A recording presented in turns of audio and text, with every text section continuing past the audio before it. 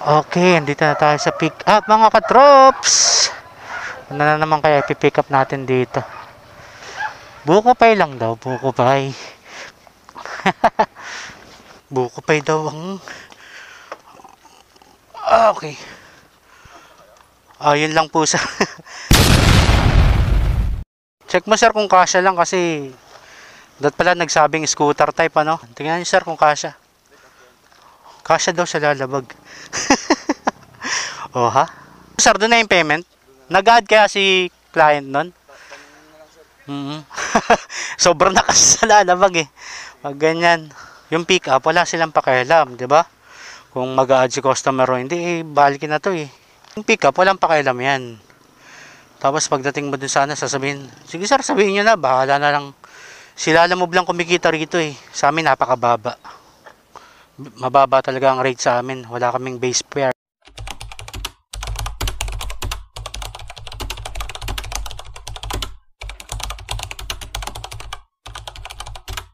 Ito na yung drop off natin dito sa bulky.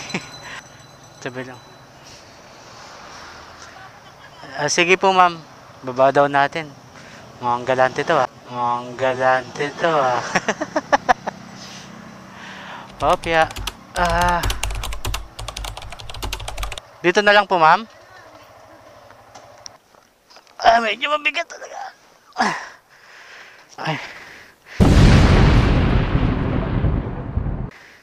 Ay, hindi po sinabi sa inyo na ano po, nagpa-add po ako ng 50. Oo, kasi po ano, sobra po sa lalamove, hindi na po nakapagsabay. Yun lang po. Tumawag pa rin po kasi ako sa anak niyo po ba yun? Sasabihin daw po sa inyo, patay tayo dyan. Layo pa naman. Ay. Sige po ma'am. Yun lang mga katrops. Mga katrops, yan ang nga ba sinasabi ko, pag hindi makontak, bali nagpapa-add akong kahit 50 lang.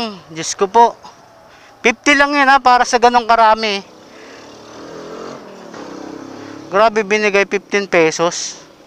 Ayan o, 15 pesos. Lats talaga tong mga customer na tong ganito. Yung hirap na hirap ko dun sa parcel, ayan, 15 pesos. Yung additional. Samantalang usapan namin dun, bahala na sila pagdating dito. 15 pesos. Ay nako sa mga client na ganyan, otbora. Ang baba-baba ng bigay nila Lalamove sa amin ng mga ganyan delivery. Tapos sobra ba dito sa box na to mga katrops? 15 pesos. Si Lalamove lang kumita rito eh. Bad trip. Lahat nga ito 100 eh. Ay, ba't kaya may mga ganong customer otbura? Ay, nako. Pero okay rin. Salamat pa rin dahil may kita at may booking. Ayan, oh. Kumita na naman ng Lalamove. Ang mga rider, kawawa. Rider, Lalamove. Paldo ang Lalamove. Ay, nako. Positive lang tayo kahit may mga ganyang pangyayari. May mga customer na otbora, palibasa hindi nila alam ang pakaramdam ng bilang isang rider, no. Kala nila pag ganun lang. Ay talaga. Okay, goods pa rin. Sa positive side lang tayo mga katrops. Iwas lang tayo sa mga otbora. Hayaan mo na sila. Okay? Peace out.